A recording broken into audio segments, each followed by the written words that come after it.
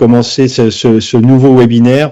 Un grand merci à toutes et à tous de vous être connectés. Je suis Yves Lheureux, le directeur de l'ANCLIC. L'ANCLIC est la Fédération des commissions locales d'information. Je me permets ce petit aparté parce que ce webinaire est ouvert à un très large public. Il vise à vous informer sur une consultation publique qui a démarré hier, si je me trompe pas, qui va démarrer. Et donc, tout le monde ne connaît pas les CLI et l'ANCLI, même si la majorité des gens connectés, je me semble les reconnaître en tout cas. Donc, les CLI sont les commissions locales d'information, qui sont des structures d'échange et de dialogue neutres et indépendantes autour des installations nucléaires prévues par le gouvernement. Et il y a une fédération qui s'appelle l'ANCLI, qui fédère les 35 commissions locales d'information qui existent autour des installations nucléaires en France. Et cet ANCLI et ces CLI représentent globalement la société civile, en tout cas les acteurs du territoire et les acteurs vivant sur les territoires autour des installations nucléaires. Et très régulièrement, avec l'autorité de sûreté nucléaire, l'ASN, avec l'expert public, l'IRSN, et avec les exploitants, dont notamment aujourd'hui EDF, nous organisons des temps de partage et de partage d'informations, de dialogue, d'échange, pour permettre à tout à chacun de s'informer sur les questions nucléaires, sur les questions de sûreté, sur les questions d'évolution du parc, ou comme aujourd'hui sur ce qu'on appelle, en jargon un peu technique, mais qui est le réexamen périodique de sûreté des réacteurs de 900 MW. Je sais que ça peut paraître compliqué pour des gens qui ne sont pas habitués. C'est le 5e réexamen. On est dans une phase qu'on appelle la phase générique, mais je laisserai l'autorité de sûreté nucléaire vous préciser exactement tout le processus. En tout cas, l'objectif de ce webinaire est bien un partage d'informations et de vous faire comprendre ce qu'est ce processus.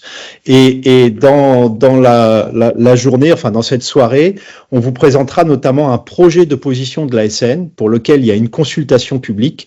Et l'objet de ce webinaire est de vous présenter à la fois le dossier déposé par l'exploitant, concernant ce réexamen qu'on appelle le dossier d'orientation de réexamen par EDF, de vous présenter les premières expertises de l'IRSN sur ce sujet et de vous présenter le projet de position de l'ASN. Ce projet de position de l'ASN étant mis en consultation publique et donc tout à chacun pourra y transmettre ses observations pendant un mois, mais on vous redonnera les dates exactes de ces temps de consultation. Donc voilà l'objet de ce webinaire. Alors c'est un deuxième temps, comme c'est un sujet un petit peu complexe, un petit peu technique, on a eu un premier webinaire le 3 octobre dernier où en fait l'exploitant, donc EDF, a présenté en détail son dossier d'orientation et puis les grandes orientations de sûreté, génériques de sûreté qu'il envisage pour ce 5e réexamen de ces réacteurs de 900 MW. Et l'IRSN avait présenté en détail également son expertise et son avis sur ces grandes orientations proposées par EDF. Le deuxième temps, c'est aujourd'hui. On va revenir sur ce dossier d'orientation d'EDF. On va revenir sur l'avis de l'IRSN, mais de manière moins détaillée. Et surtout, on vous présentera en détail le projet de position de l'ASN qui fait l'objet de la consultation publique et sur lequel on espère que vous serez nombreux à aller lire les différents documents et aller poser vos questions ou poser vos suggestions, recommandations et questionnements. Voilà, je passe la parole donc à l'autorité de sûreté nucléaire qui va pouvoir vous rappeler le contexte et le processus de cette consultation. Je passe la parole à Rémi Catteau, qui est le directeur des centrales nucléaires à l'autorité de sûreté nucléaire. Merci.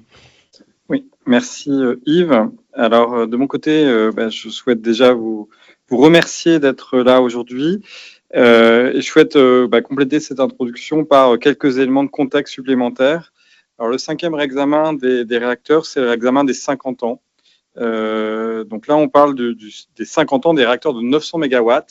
Ce sont 32 réacteurs sur 8 sites différents. Donc, ces 8 sites, vous les avez à l'écran. Alors, ce passage des 50 ans, ce sera le premier passage à 50 ans de réacteurs français. À l'étranger, il y a déjà eu des réacteurs qui ont franchi ce cap, mais ça sera encore une fois la première fois en France. Alors, ce 5e réexamen, il fait suite à un 4e réexamen qui est plutôt, puisqu'il est encore d'actualité très approfondie.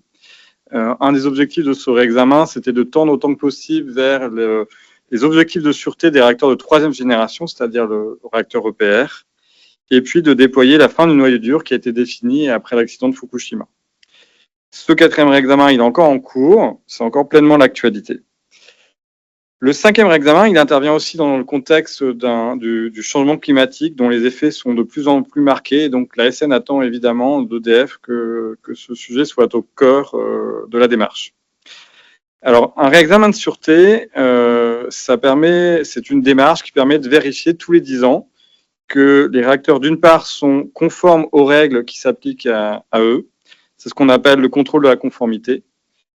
Et puis, il permet d'apporter des améliorations en matière de sûreté et de protection de l'environnement. C'est ce qu'on appelle la réévaluation. Donc, ces deux étapes dans le réexamen feront l'objet de présentations à la fois d'EDF, de l'IRSN et puis de l'ASN. Le 5e réexamen périodique des réacteurs de 900 MW, il conduira concrètement sur les différents sites, à des améliorations qui seront déclinées lors des visites décennales qui s'échelonneront entre 2029 et 2040.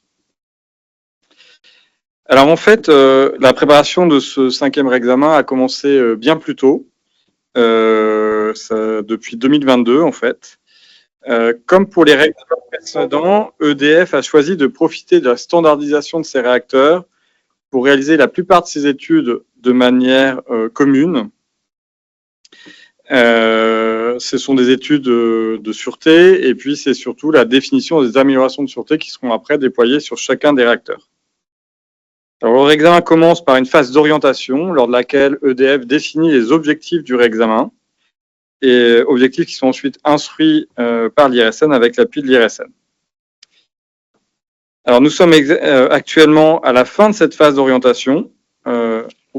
Pardon. Alors, je suis désolé, j'ai un problème sur mon ordinateur. Voilà, ça doit être bon. Non, c'est pas arrivé. Je sais pas ce qui se passe. Bon, c'est pas grave. Vous voyez à l'écran donc la phase d'orientation. Donc, on est à la fin, donc en 2024, à la fin de cette phase d'orientation. Oui, à la fin de cette phase d'orientation, pardon, l'ASN soumet finalement à la consultation du public son projet de position, donc après avoir analysé l'ensemble des propositions formulées par EDF. Ensuite, EDF réalisera l'ensemble des études de sûreté, l'ensemble des études qui permettent de définir les améliorations de sûreté qui seront déployées sur chacun des sites. Donc ça sera entre 2025 et 2028. Et puis, comme je l'ai dit tout à l'heure, ensuite, toutes ces améliorations, elles seront déployées sur chacun des réacteurs au fur et à mesure de leur visite décennale entre 2029 et 2040. Donc aujourd'hui, l'objet de ce webinaire, c'est de vous présenter le projet de position de l'ASN sur les orientations du réexamen, donc encore une fois sur les objectifs qu'on donne à ce réexamen. Ce projet de position, il fait l'objet d'une consultation du public qui a commencé hier et qui se terminera le 11 novembre. Donc, cette consultation, elle se déroule en ligne sur le site internet de l'ASN, asn.fr, c'est sur la première page, vous ne le manquerez pas. Pour aller plus vite, il y a le QR code qui s'affiche également à l'écran. Voilà, donc aujourd'hui, on espère vous éclairer pour faciliter l'appropriation de ce sujet et peut-être vous encourager à contribuer, à nous faire part de vos observations, qu'on prendra ensuite en compte dans la suite, dans le cadre de la prise de position définitive de l'ASN. Voilà. Je vais m'arrêter là. Je rends la parole à Yves. Merci Rémi, merci bien Monsieur Catto. Donc effectivement, voilà un rappel du processus.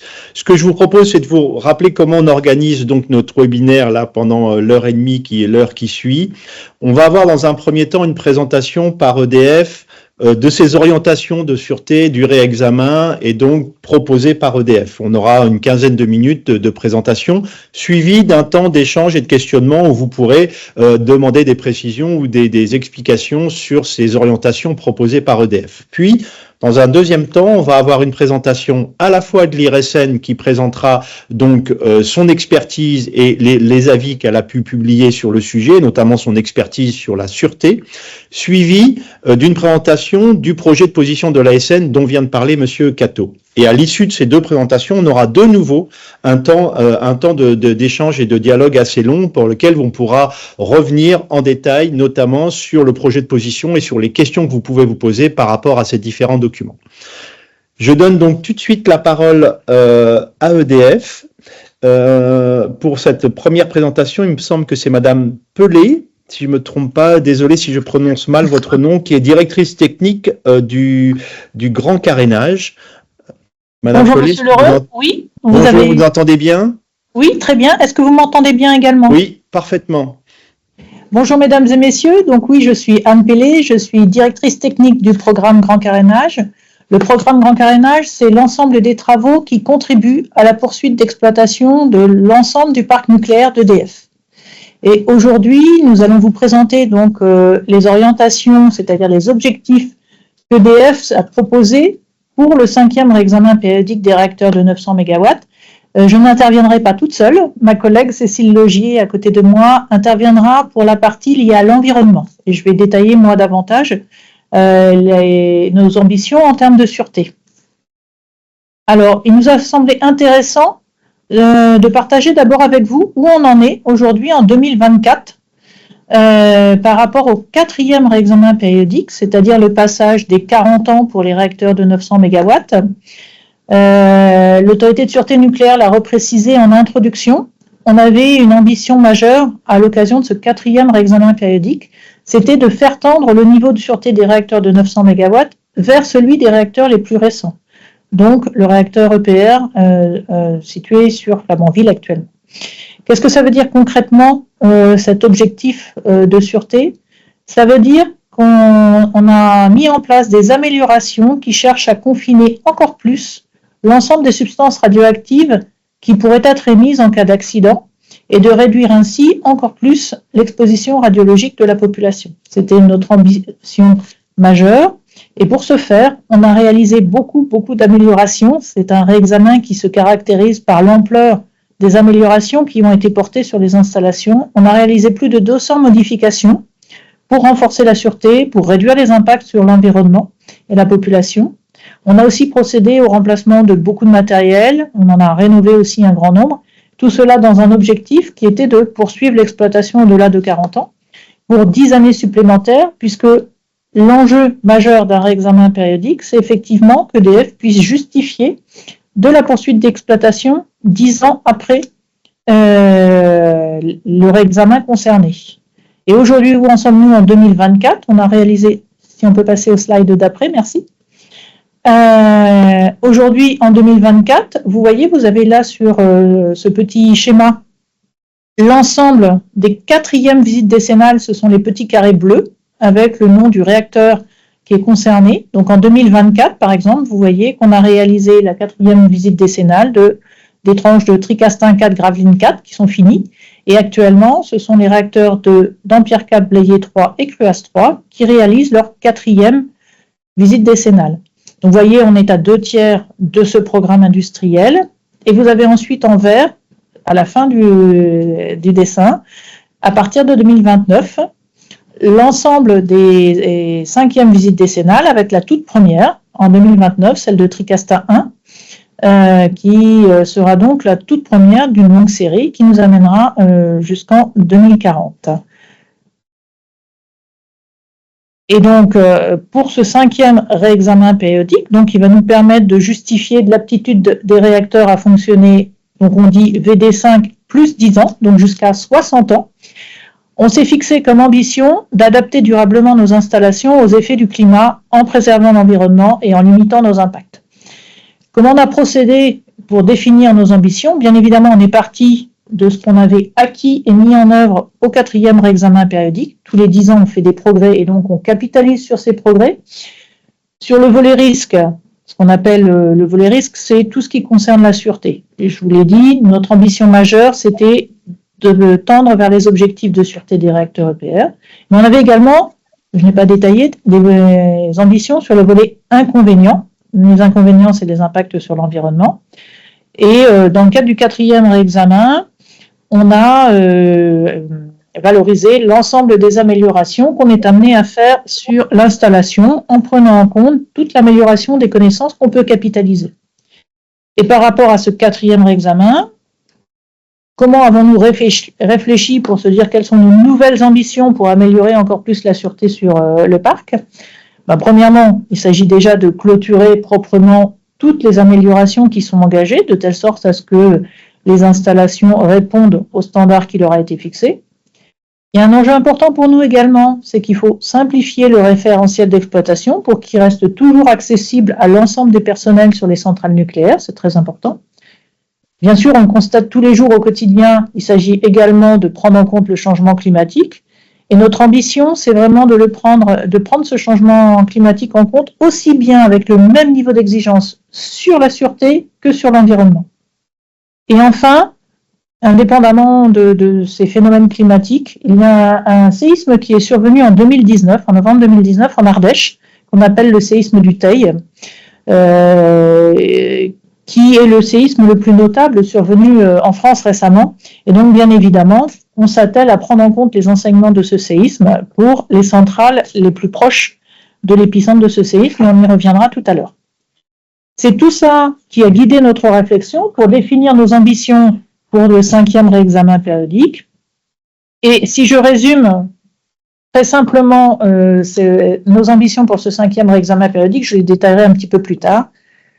Notre ambition majeure en termes de sûreté et d'environnement, c'est vraiment de renforcer la résilience climatique de nos réacteurs aux effets perceptibles du changement climatique. Concrètement, ça veut dire quoi? Ça veut dire que vis-à-vis des températures élevées de l'air, vis-à-vis des températures élevées de l'eau, vis-à-vis de la possibilité que les niveaux marins, pour les sites en bord de mer, que ces niveaux marins augmentent, que les pluies augmentent également avec le changement climatique. C'est tout ça qu'on intègre dans notre réflexion, comme on le fait déjà à chaque réexamen périodique, puisque tous les 10 ans, on se réinterroge déjà sur ces agressions. Mais là, on veut faire un step encore plus important au regard de ce qu'on peut percevoir comme évolution déjà du changement climatique. Et en même temps, je l'ai dit, on intégrera tous les enseignements qu'on pourra tirer du séisme du Teil. Sur le volet inconvénient, donc les impacts sur l'environnement, on y reviendra tout à l'heure plus en détail, mais on cherche aussi à adapter nos installations au changement climatique avec une vraie ambition sur la réduction de nos prélèvements en eau et la biodiversité. L'autorité de sûreté nucléaire l'a détaillé tout à l'heure en introduction. Si on essaye de donner une vision synthétique de ce qu'on va faire à l'occasion de ce 5e réexamen périodique, eh bien, on peut le regrouper de façon très, très simple en 4 volets. Et vous avez le premier, en 4 parties. 4 parties qui se répartissent sur le volet conformité. Vous voyez la première colonne, c'est la conformité. Le Code de l'environnement nous demande de vérifier la conformité de nos installations à la réglementation applicable. Et donc, on le fait tant pour les risques sur la sûreté que pour les inconvénients, la partie verte sur l'environnement. Et en même temps, on ne fait pas que vérifier la conformité de nos installations, on réévalue aussi nos objectifs de sûreté en termes d'inconvénients, c'est-à-dire qu'on cherche à faire mieux et à améliorer toujours le niveau de sûreté de nos installations. Donc vous voyez qu'en termes de conformité, tant pour les risques que pour les inconvénients, on a une ambition effectivement de vérifier de façon encore plus importante la conformité de nos installations. On va également bien évidemment poursuivre nos programmes de maîtrise du vieillissement et de l'obsolescence de nos composants. Et enfin, on a aussi un enjeu de sûreté nucléaire, c'est qu'un certain nombre de nos matériels ont subi des essais, tout un tas de tests très contraignants dans des conditions sévères pour vérifier qu'ils étaient aptes à fonctionner dans des conditions particulièrement difficiles en situation accidentelle. Eh bien, on doit toujours garantir que ces matériels sont aptes à fonctionner dans ces situations sévères. C'est ce qu'on appelle le maintien de qualification. Et bien évidemment, on va engager, comme à l'occasion de tout réexamen, un processus aussi de vérification du bon fonctionnement de l'ensemble de ces matériels aux conditions sévères. En termes de réévaluation, je n'y reviendrai pas plus en détail puisque quelques slides ensuite permettront de détailler les choses.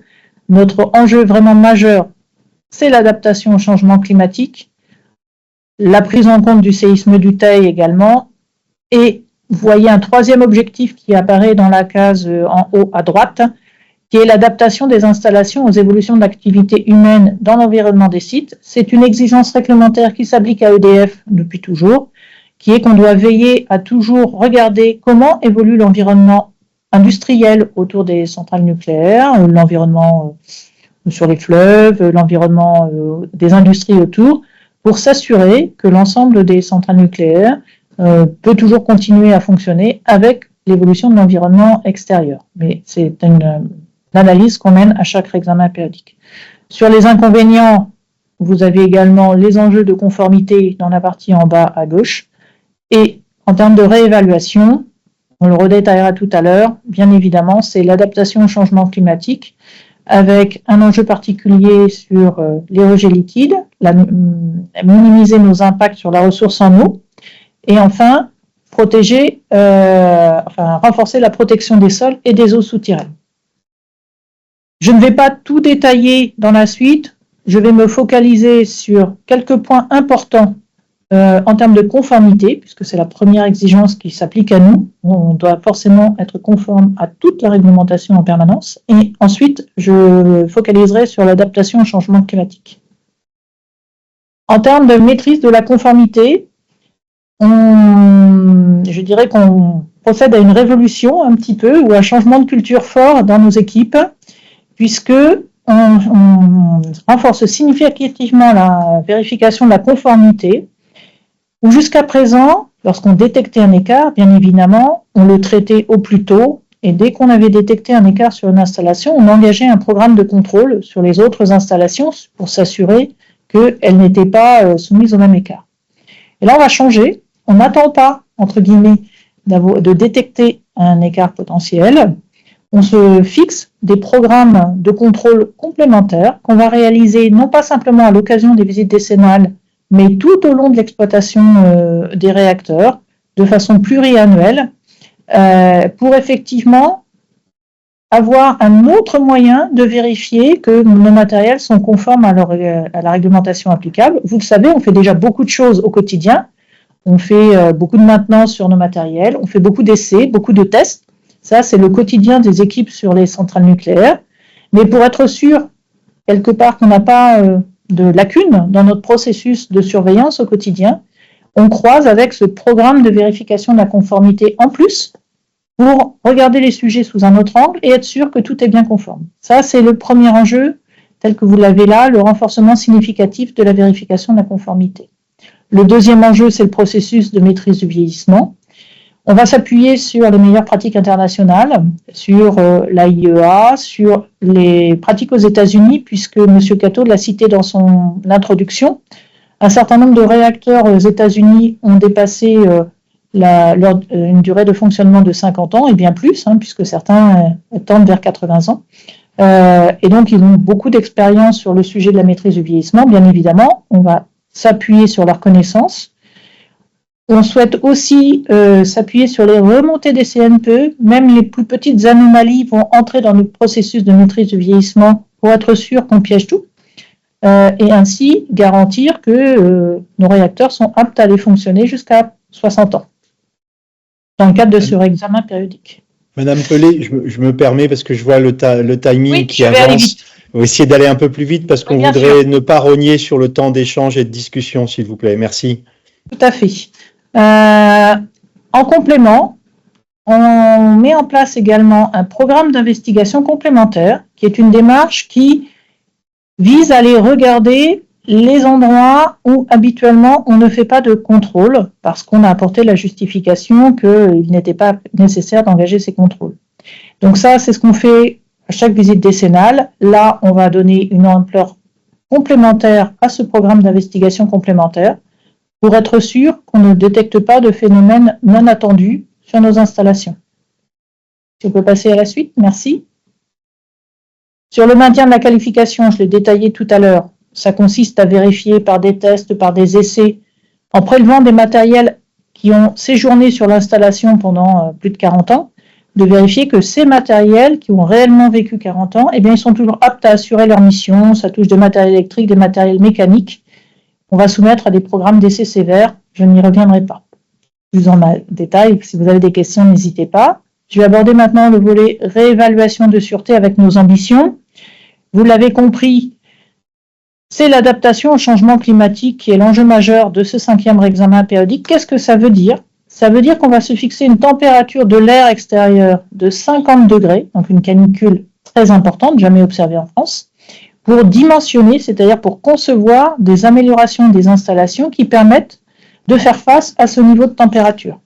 C'est déjà ce qu'on fait tous les 10 ans. Tous les 10 ans, depuis l'origine du parc nucléaire d'EDF, on réinterroge nos limites de température pour vérifier que tous nos matériels tiennent à ces températures. Et là, on va aller chercher les 50 degrés. Le deuxième objectif, c'est la prise en compte du séisme du Teil. Pour ce faire, on a déjà engagé une réévaluation du niveau du séisme auquel la centrale de Cruas doit résister, en prenant en compte l'ensemble de l'évolution des enseignements du séisme du Teil. On va également renforcer l'installation vis-à-vis de ce niveau sismique au plus tard 10 ans après la survenue du séisme du Teil, conformément à ce que nous demande l'autorité de sûreté nucléaire. Et en même temps, on a engagé depuis 2019 un programme d'investigation sur le terrain de très grande ampleur dans toute la région de Cruas pour réussir à cartographier en profondeur toute la géologie de la région autour de Cruas, parce que les données disponibles n'étaient pas extrêmement complètes. Et donc là, on a engagé avec l'ensemble, tout un tas d'organismes extérieurs, avec des milieux académiques, un travail conjoint pour cartographier tout le sous-sol dans la région autour de la centrale de Cruas et de Tricastin, et ça nous emmènera jusqu'en 2026. Je voudrais juste illustrer dans le slide suivant qu'est-ce que ça veut dire concrètement l'adaptation au changement climatique. Vous avez une illustration là de la situation pour la centrale de Tricastin, c'est la centrale qui est la plus au sud sur le Rhône. Et sur ce petit thermomètre, on a essayé de synthétiser le niveau de protection auquel résiste la centrale depuis sa conception. Donc le dimensionnement initial de la centrale que vous voyez tout en bas là, pour les ventilations, c'est-à-dire tout ce qui permet de climatiser les locaux, a été initialement conçu pour des températures extérieures de 30 ou de 35 degrés. Ça dépend un petit peu de quelle ventilation on parle, mais retenez que c'est 30 ou 35 degrés. Au fur et à mesure, à l'occasion de la VD1, de la VD2, de la VD3, on a réévalué régulièrement ces températures auxquelles la centrale devait faire face. Et à l'occasion des VD4, vous le voyez, on a dimensionné l'ensemble de nos installations à une valeur de 45,7 degrés. Ça, c'est ce qu'on a fait en VD4. Pour une température maximale historique mesurée sur Tricastin qui est de 42,7. Et là, ce qu'on va faire à l'occasion du 5e réexamen périodique, c'est qu'on va faire en sorte que nos installations tiennent à une température de 50 degrés. Donc vous voyez, c'est 7 degrés de plus que le maximum historique, ce qui est effectivement très conséquent, et 4 degrés de plus que ce qu'on a déjà fait en VD4, où on avait déjà amélioré de 10 degrés la situation par rapport au dimensionnement initial. Et donc c'est ça qui va conduire, que ce soit pour la température de l'air, de la température de l'eau, l'augmentation éventuelle des niveaux marins, c'est le même processus. On réévalue à chaque fois le niveau auquel les installations doivent résister. Et je vous propose de laisser la parole à ma collègue. Oui, bonjour. Donc quelques mots sur le volet inconvénient qui, dans ce réexamen, 5e réexamen, prend une place particulière. Hein, ça a été évoqué, mais on n'avait pas jusqu'à maintenant, on n'avait jamais écrit de volet inconvénient spécifique à un réexamen générique. On était plutôt sur une démarche pour l'ensemble du parc. Et donc, voilà, il y a une nouveauté puisque on a beaucoup d'éléments sur ce volet inconvénient qui regroupe en fait ce qu'on appelle en général l'environnement. Donc c'est ce qui est réglementé, tout ce qui est prélèvement, consommation d'eau. Ça concerne tout ce que sont nos rejets d'effluents radioactifs, chimiques, thermiques, et j'ajouterais que ce soit dans l'air ou dans l'eau. Le sujet des déchets radioactifs et des déchets conventionnels, on parle là des déchets d'exploitation courante, et puis d'autres impacts potentiels comme les émissions sonores. Donc, depuis l'origine du parc, on s'appuie sur une démarche d'amélioration continue, mais dans le cadre de ce réexamen, très centré sur la résilience de nos réacteurs aux effets perceptibles du changement climatique, il y a dans le volet inconvénient des enjeux particulièrement liés justement à ces enjeux de changement climatique qui sont pour l'essentiel autour de la ressource en eau. Et donc sur le slide d'après, merci. On pourra y revenir et puis je pense après la présentation des orientations de la lettre de l'ASN. Donc il y a 3 grands groupes de nos objectifs proposés par EDF. Un premier groupe qui est axé sur l'anticipation des effets du changement climatique sur la ressource en eau et la biodiversité. Donc ça veut dire effectivement être dans une prise en compte élargie à la fois de nos propres connaissances sur la modélisation du changement climatique, mais aussi de ce que font les acteurs des territoires sur ces sujets, puisque c'est là aussi un sujet qui est de plus en plus regardé et partagé dans un certain nombre d'instances, puisqu'en France, on dispose d'instances sur la question de l'eau à l'échelle des bassins versants. Un deuxième groupe qui est lui vraiment centré sur la réduction des prélèvements. C'est aussi quelque chose d'assez nouveau puisque on n'avait jamais de façon aussi forte établi de plan d'action pour aller chercher des réductions des prélèvements et des consommations d'eau.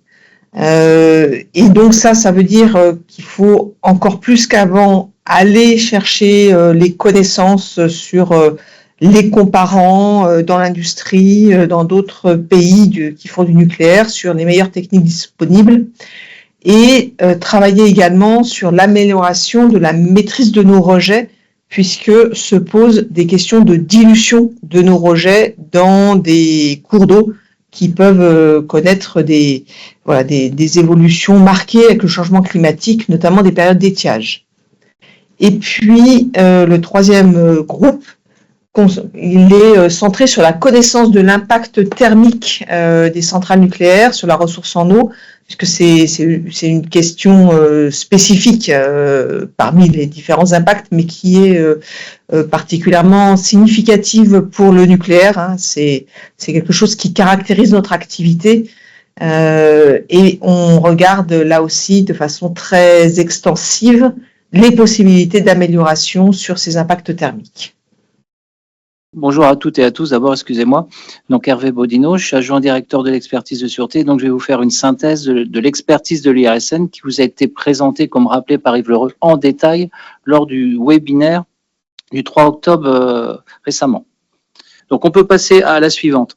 Ce qui est important, finalement, comme on l'a évoqué lors du webinaire du 3 octobre dernier, c'est le point de départ du RP5.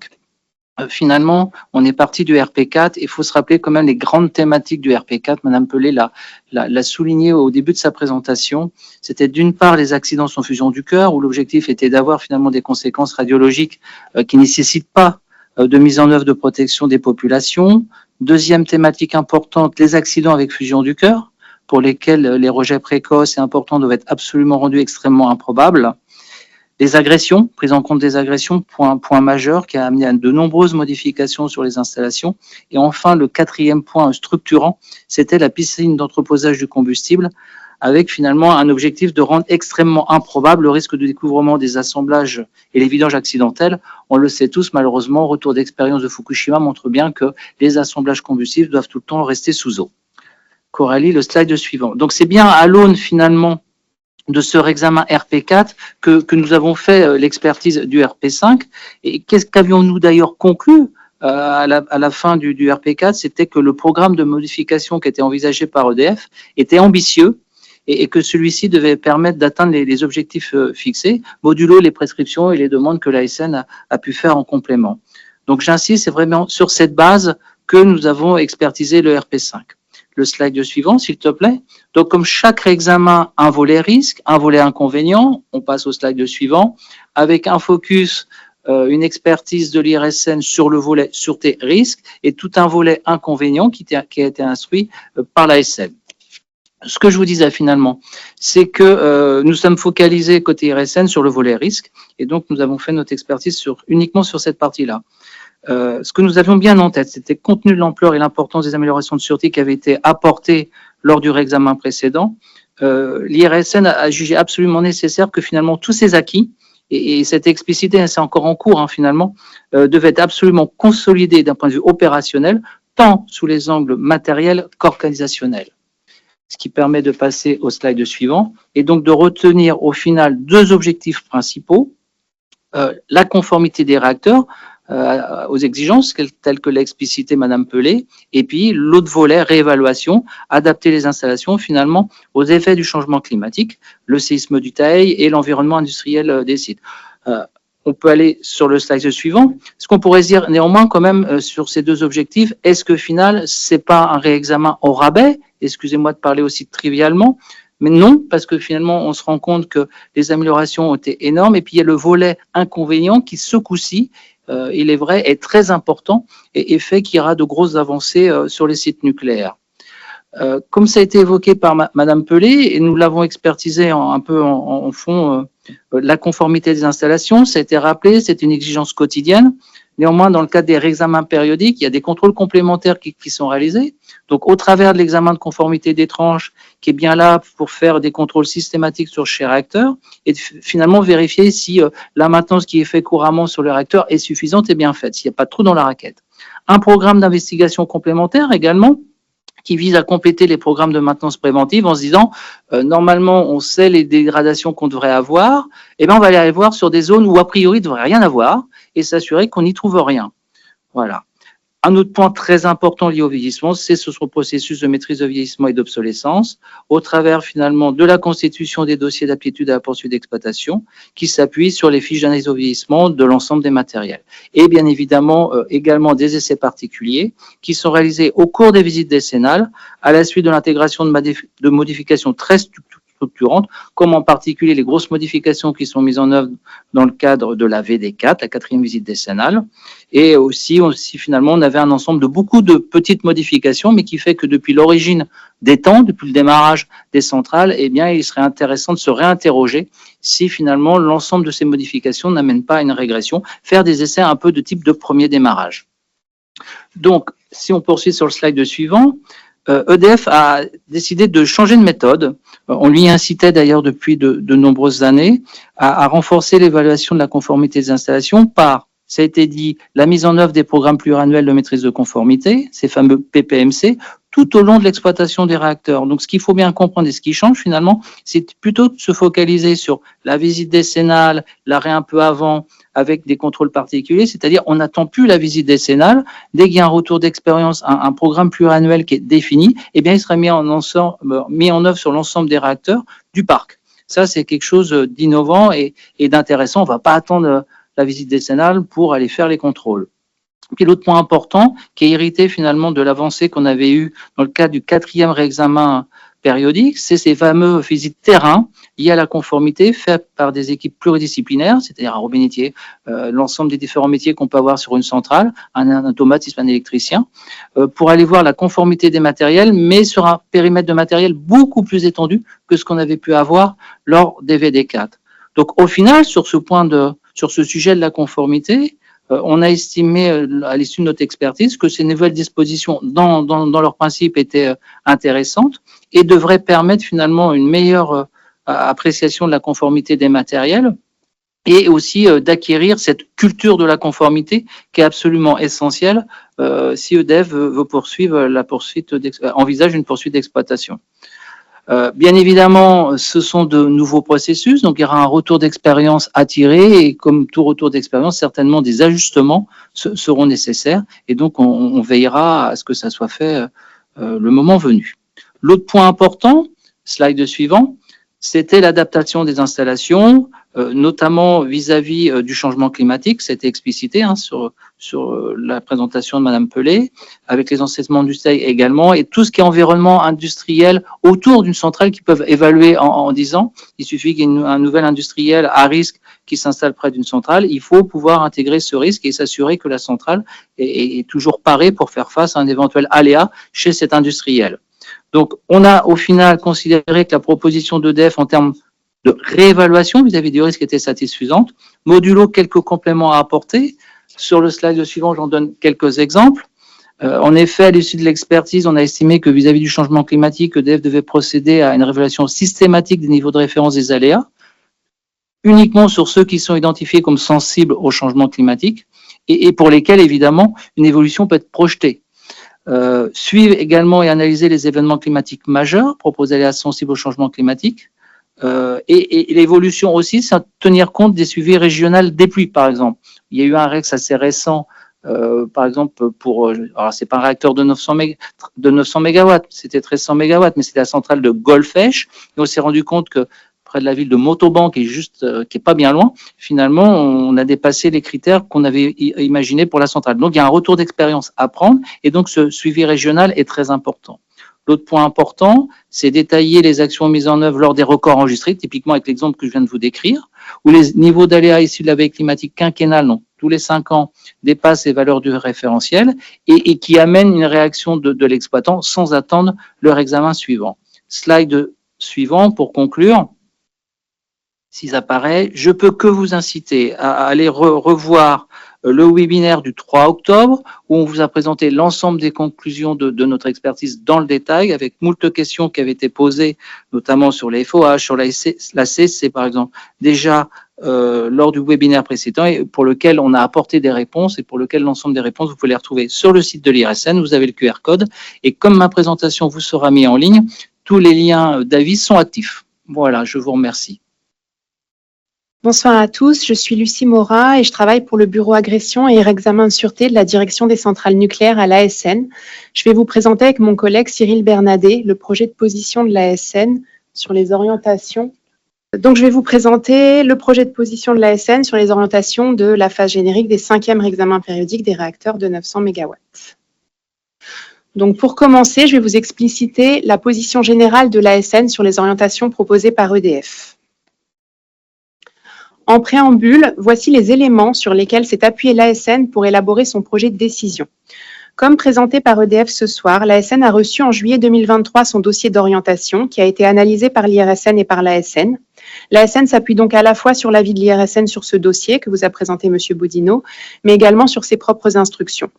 L'ASN tient également compte de ses précédentes positions exprimées lors des réexamens passés. Enfin, le groupe permanent d'experts pour les réacteurs a été saisi par l'ASN et a émis un avis sur les orientations proposées pour ce réexamen. Donc, concernant les orientations de ce 5e réexamen périodique, et étant donné le contexte qui a été détaillé ce soir par M. Cateau et par Mme Pelé, l'ASN considère que le RP5 doit permettre de consolider les améliorations de sûreté importantes effectuées suite au 4e réexamen. Le 5e réexamen doit permettre, en plus de cette consolidation, de cibler quelques sujets à fort enjeu de sûreté et pour la protection de l'environnement.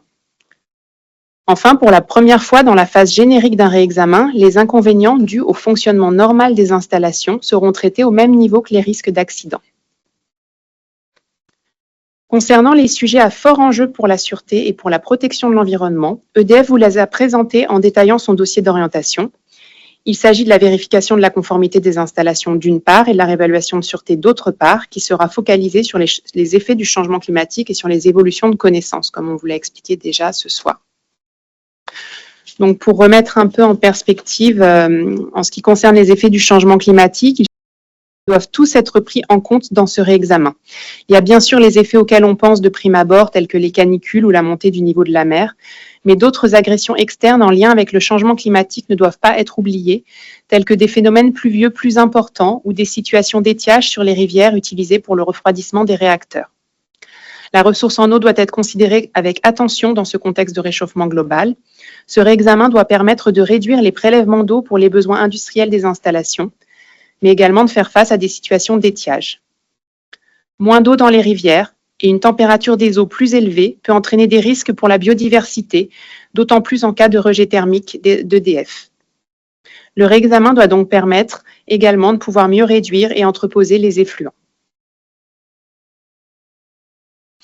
En ce qui concerne l'évolution de connaissances, l'objectif du réexamen sera d'une part de réinterroger l'environnement du site en termes d'industrie, de voies de communication, de risques aériens, mais aussi de prendre en compte les nouvelles connaissances acquises sur les séismes avec les recherches entreprises suite au séisme du Teil en 2019 dont vous a parlé Madame Pelé. Et enfin, les nouvelles connaissances acquises sur les meilleures techniques disponibles en termes de moyens de prévention ou de réduction des inconvénients. Les prélèvements d'eau et les rejets devront être regardés non seulement du point de vue de la centrale, mais plus globalement en prenant en compte son environnement à l'échelle de son bassin hydroclimatique. Ainsi, compte tenu du besoin de consolidation des améliorations de sûreté apportées par le 4e réexamen périodique et de l'importance des effets du changement climatique, l'ASN considère que les orientations définies par EDF prennent bien en compte les 2 principaux éléments ayant conduit à faire évoluer l'appréciation des risques depuis l'engagement du 4e réexamen périodique. Le projet de courrier formule des demandes complémentaires pour les différents thèmes qui relèvent du réexamen. Nous allons maintenant nous focaliser sur différentes thématiques du réexamen pour vous présenter les attendus de l'ASN. On commence par le volet sur les risques d'accident. Donc, comme je vous l'ai dit précédemment, ainsi que les autres intervenants, le réexamen a 2 grands objectifs, la vérification de la conformité des installations d'une part, la réévaluation de sûreté d'autre part. En ce qui concerne la conformité des installations, donc EDF propose la mise en place d'un contrôle au fil de l'eau en opposition à un contrôle ponctuel qui avait lieu au moment de chaque réexamen, c'est-à-dire tous les 10 ans. L'ASN considère que ces nouvelles dispositions sont de nature à renforcer la maîtrise de la conformité des installations, mais attend de la part d'EDF un bilan des premières années d'utilisation de cette nouvelle démarche. Ce bilan est attendu pour la mi-2026 et permettra à l'ASN de se prononcer sur la bonne vérification de la conformité dans sa prise de position pour la phase générique de ce réexamen qui aura lieu à la mi-année 2028. L'ASN a par ailleurs fait des demandes dans son projet de courrier concernant des points d'ajustement de la méthodologie prévue par EDF. Pour assurer le fonctionnement des réacteurs jusqu'à 60 ans, EDF met en œuvre 2 démarches complémentaires. Une démarche de maîtrise du vieillissement et de l'obsolescence et une démarche de qualification des matériels jusqu'à 60 ans. Ces démarches sont similaires à celles qu'EDF a mises en œuvre à l'occasion des 4e réexamens périodiques des réacteurs. L'ASN les considère robustes. Néanmoins, l'ASN demande à EDF de s'assurer que les matériels électriques et mécaniques qui ne bénéficiaient pas d'une qualification à l'origine soient bien qualifiés aux différentes situations de fonctionnement rencontrées par leur centrale jusqu'à leurs 60 ans. Pour faire un focus sur le circuit primaire, l'ASN interroge EDF sur 2 équipements particulièrement sensibles au vieillissement, la cuve du réacteur et les coudes E. Ces coudes sont des parties du circuit primaire de fort diamètre fabriquées en acier inoxydable moulé. Ces coudes sont considérés par EDF comme difficilement remplaçables car ils sont directement connectés à la cuve et situés dans une zone soumise à des niveaux d'irradiation, rendant difficiles les interventions humaines de longue durée dans cette zone. Vous pouvez les voir sur le schéma ci-contre en jaune. Concernant ces équipements, l'ASN considère qu'en plus d'affiner les méthodes d'étude de leur vieillissement, EDF doit chercher à améliorer leur exploitation pour limiter les grandes variations de température qui peuvent se produire lors des accidents et qui sont la source de risques de rupture. De plus, l'ASN demande à EDF de tenir compte des enseignements de la découverte de corrosion sous contrainte sur les réacteurs du parc français qui étaient non attendus. Cette prise en compte devra se refléter dans les programmes de maintenance et d'investigation complémentaires que prévoit EDF pour ce réexamen. Une autre demande de l'ASN concerne les réacteurs de la centrale nucléaire du Bugey. Ces réacteurs sont de conception plus ancienne. Ils présentent certaines différences notables par rapport aux 28 autres réacteurs de 900 MW. L'ASN a constaté que certaines de ces différences occasionnaient des difficultés d'exploitation ou affectaient les intérêts mentionnés à l'article L593-1 du Code de l'environnement, que sont la santé, l'environnement, la salubrité, etc. À la demande de l'ASN, EDF a proposé une démarche d'analyse permettant d'identifier les spécificités des réacteurs du site de Bugey pouvant affecter la sûreté en exploitation, d'en peser les enjeux dans une perspective de poursuite de la durée de fonctionnement de ces réacteurs, et, le cas échéant, de modifier les installations ou leurs modalités d'exploitation afin de limiter l'impact de certaines de ces spécificités de conception. EDF s'est engagé à rechercher les améliorations de sûreté pouvant leur être spécifiquement apportées. L'ASN demande à EDF de transmettre, avant le 30 juin 2026, la liste des améliorations retenues dans l'objectif qu'elles soient déployées lors des 5e visites décennales. Concernant les agressions internes et externes que peut subir un réacteur, l'ASN formule plusieurs demandes concernant les méthodologies employées et la mise à jour de données utilisées, que vous pourrez retrouver dans le courrier. Les demandes concernent les sujets du séisme, de l'inondation externe, des risques industriels et des voies de communication et les risques non radiologiques. On vous fait un focus sur l'inondation interne, car c'est un sujet qu'EDF avait prévu de ne pas traiter dans le cadre de ce 5e réexamen. EDF avait prévu de conserver les études du précédent réexamen. Ce sujet est complexe à traiter compte tenu des configurations des sites, de l'encombrement des locaux, du nombre de locaux concernés. Néanmoins, l'état de l'art a évolué à l'occasion des 4e réexamens des réacteurs de 900 et 1300 MW. L'ASN considère donc que des compléments doivent être apportés aux études réalisées précédemment. Une demande est donc faite par l'ASN pour que les études sur le sujet de l'inondation interne et des défaillances de tuyauterie soient mises à jour dans un calendrier permettant la mise en œuvre des modifications nécessaires à l'occasion du 5e réexamen. Mesdames, Messieurs, je vous remercie pour votre attention et je laisse la parole à mon collègue Cyril Bernadet qui va vous présenter le volet sur les inconvénients. Oui, merci Lucie. Donc moi c'est Cyril Bernadet, je travaille à la direction des centrales nucléaires et je suis en charge du pilotage des sujets environnementaux qui concernent les centrales nucléaires. Et donc je vais vous présenter la position de l'ASN sur le volet inconvénients. Cette position, elle s'articule autour de 3 grands objectifs que je vais vous présenter un par un. Le premier objectif, c'est celui qui est présenté sur ces diapos, s'adresse à tous les équipements qui sont à l'origine de consommation d'eau ou qui sont également à l'origine de rejet d'effluents chimiques ou radioactifs dans le milieu naturel. L'objectif étant d'optimiser la performance de ces équipements afin de réduire les consommations d'eau et également d'optimiser les rejets d'effluents. Pour cela, l'ASN considère qu'EDF doit agir sur ces équipements en procédant à un diagnostic approfondi de ceux-ci et identifier à chaque fois que c'est nécessaire les actions permettant de procéder aux réparations si des équipements sont défaillants, de garantir des conditions d'exploitation qui soient optimales et également de procéder à des actions de maintenance pour notamment pouvoir, sur les circuits qui véhiculent de l'eau déminéralisée ou de l'eau potable, pouvoir identifier à l'amont toutes les fuites qui pourraient survenir, notamment avec des compteurs, et puis également faire des opérations de maintenance pour éviter que ces fuites surviennent. Parmi ce diagnostic, EDF doit pouvoir également optimiser son exploitation et pouvoir notamment identifier à chaque fois c'est possible et mettre en œuvre des actions qui permettront de recyclage ou de réutiliser les eaux qui sont utilisées à l'intérieur du process. EDF doit également pouvoir optimiser les traitements de l'eau qui utilisent des réactifs chimiques afin d'en réduire l'utilisation et également doit avoir une vision prospective, notamment en regardant au travers des meilleures techniques disponibles tous les traitements qui permettraient d'avoir un usage plus sobre en réactifs chimiques. Le deuxième objectif, il a déjà été largement présenté aujourd'hui. Ça vise à intégrer dans le réexamen des inconvénients que présente une centrale nucléaire sur son environnement une approche prospective par rapport aux effets du changement climatique. Pour l'ASN, cela passe par le fait qu'EDF doit disposer d'études hydroclimatiques afin d'anticiper et programmer des besoins pour répondre à plusieurs enjeux. Le premier, c'est de pouvoir faire face à des situations d'étiage et de crue, notamment se dotant de solutions d'entreposage pour permettre de procéder à des rejets différés dans des conditions qui soient plus favorables pour l'environnement. Cela passe également par le fait, lorsque les températures des cours d'eau s'élèvent dans des situations de canicule, de pouvoir procéder à des rejets thermiques qui ne portent pas atteinte à la protection de l'environnement, de pouvoir engager, je l'ai déjà dit, à des mesures de réduction de l'eau, notamment lorsque cette source d'eau se raréfie, et pour le cas particulier des cours d'eau où sont présents plusieurs centrales nucléaires, de pouvoir apprécier les effets cumulés qu'il peut y avoir, surtout lorsque le cours d'eau peut être confronté à des situations hydroclimatiques avec des échauffements et des limitations de leur débit.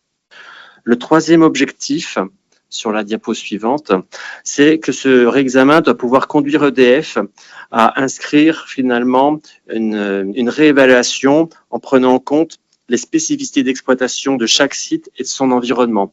Et pour cela passe par le fait de pouvoir mettre à disposition donc de chaque centrale nucléaire des études hydroclimatiques qui soient déclinées à l'échelle du bassin, de prendre en compte les orientations locales qui sont fixées par les acteurs territoriaux, qui sont en charge notamment de la gestion de la ressource en eau, et ces orientations qui sont fixées par des documents cadres comme les schémas départementaux d'aménagement, dans les schémas directeurs d'aménagement et de gestion de l'eau, pouvoir prendre également les enjeux vis-à-vis de la ressource en eau, mais également la sensibilité du milieu lorsque celui est affecté sur différents paramètres comme le débit, la température, l'état, mais également les autres usages qui peuvent être faits de cette ressource aux alentours des centrales nucléaires.